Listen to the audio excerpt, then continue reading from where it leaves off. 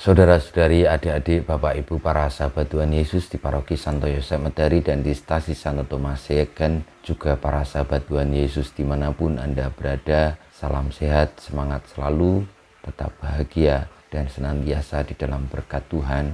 Kembali marilah kita belajar ilmu sejati pada hari Selasa, tanggal 16 Agustus tahun 2022, hari biasa pekan ke-20.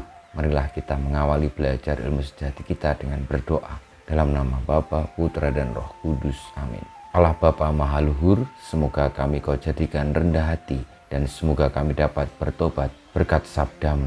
Ajarilah kami bertindak jujur dalam pengabdian kami, dengan pengantaraan Tuhan kami Yesus Kristus, Putramu, yang hidup dan berkuasa bersama Dikau dalam persatuan Roh Kudus, Allah sepanjang segala masa.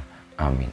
Para sahabat Tuhan Yesus terkasih, kita akan belajar ilmu sejati dari Injil Yesus Kristus menurut Matius bab 19 ayat 23 sampai dengan 30. Yesus bersabda kepada murid-muridnya, "Aku berkata kepadamu, sungguh sukar sekali bagi orang kaya untuk masuk ke dalam kerajaan surga.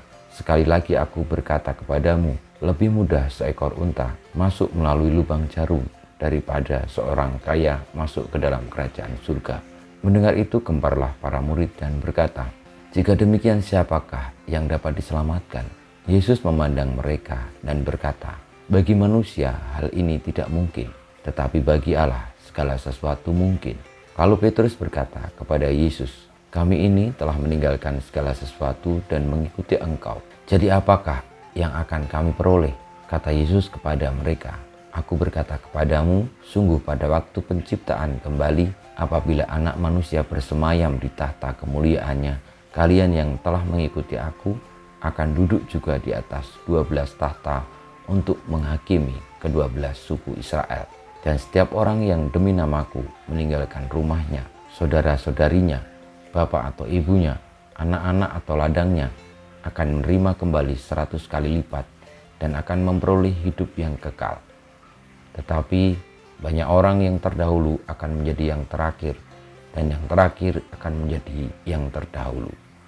Demikianlah sabda Tuhan, terpujilah Kristus. Para sahabat Tuhan Yesus yang terkasih, Tuhan Yesus mengajarkan tentang paradok kehidupan, bahwa dalam hidup ini kita seringkali mengendaki agar mendapatkan segala hal yang kita inginkan, kita kehendaki untuk kehidupan kita yang nyaman di dunia ini. Sehingga untuk memperoleh itu seringkali kita lupa bahwa hidup kita di dunia ini hanya sementara. Tuhan Yesus mengatakan kepada para muridnya bahwa lebih mudah seekor unta masuk melalui lubang jarum daripada seorang kaya masuk ke dalam kerajaan surga. Itu menjadi peringatan bagi kita semua bahwa hidup di dunia ini hanya sementara.